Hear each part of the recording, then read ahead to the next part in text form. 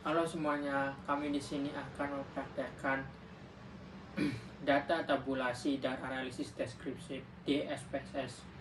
Dan pada video kami kali ini menggunakan contoh data impor Indonesia dari bulan Januari sampai bulan Desember di tahun 2024. Yang pertama-tama kita akan membuka SPSS terlebih dahulu.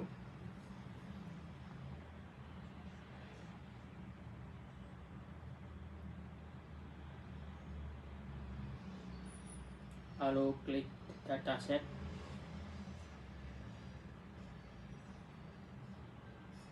Lalu kita kasih nama golongan dan tipenya kita menggunakan string, dan labelnya kita kasih nama golongan impor.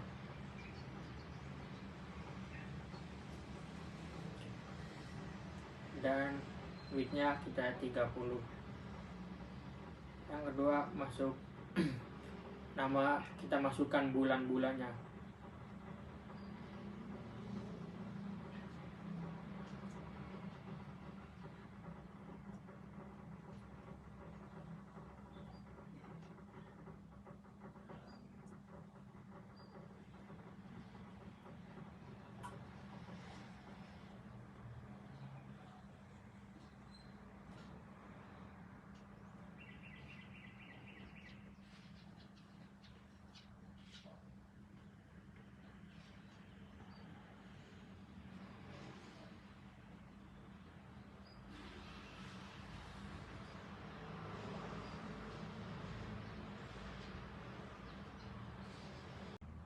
Oke, untuk bagian labelnya, nama golongan ini kita isi data import bulan Januari hingga ke bulan Desember.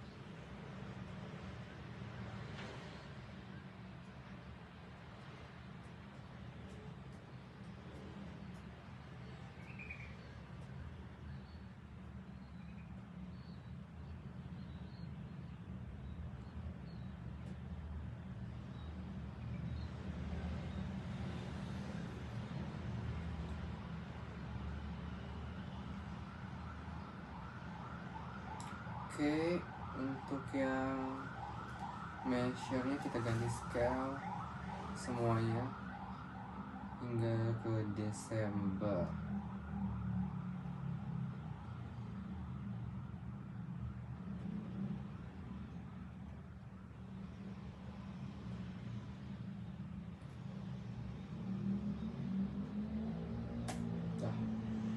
Selanjutnya kita ke data view. Selanjutnya kita ke Excel untuk mengcopy nama impornya seperti golongan. Copy kita ke data view.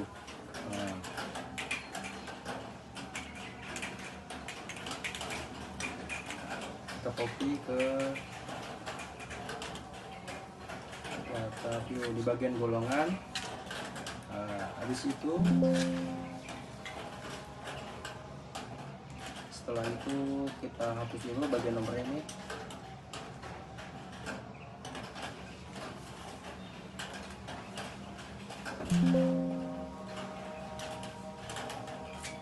Nomornya kita hapus dulu.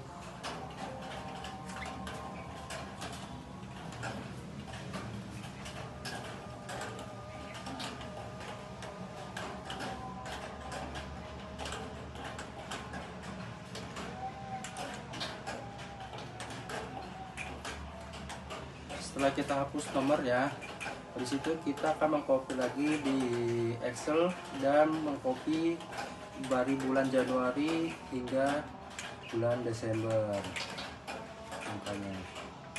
Kita copy lalu masukkan ke data view lagi. Kemudian kita akan ke analis, deskriptif statistik, dan kemudian ke deskriptif. Kemudian kita impor semua data-datanya ke variabel dari mulai bulan Januari sampai selesai. Oke, kita impor sebentar.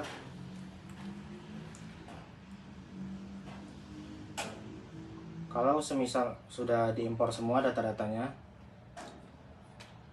kita akan klik saja OK.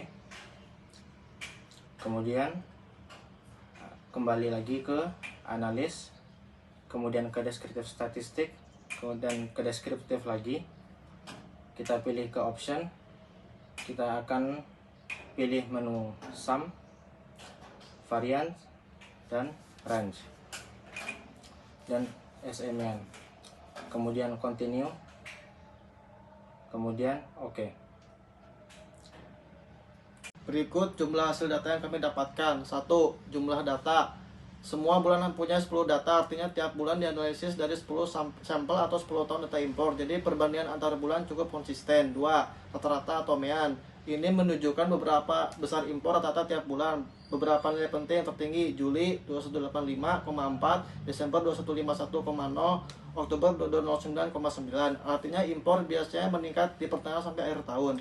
Terendah: April 1699,5, Maret 1801,8. Bulan-bulan awal cenderung lebih rendah. Kesimpulan, ada kecenderungan impor naik setelah pertengahan tahun. 3. Minimum dan maksimum. Nilai minimum dan maksimum menunjukkan fluktuasi terbesar. Range cukup besar di semua bulan, 5-6 ribuan.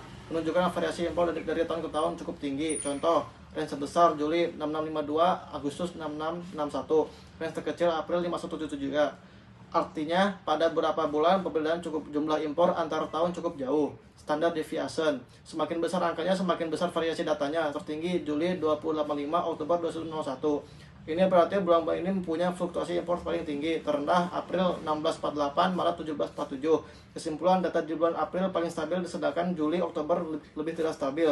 5. Variance. Ini hanya SD yang dikuadratkan, polanya sama dengan SD. Jadi variasi terbesar di Juli, Oktober, Desember, variasi paling kecil di April. Sekian video dari kami, mohon maaf bila ada salah kata.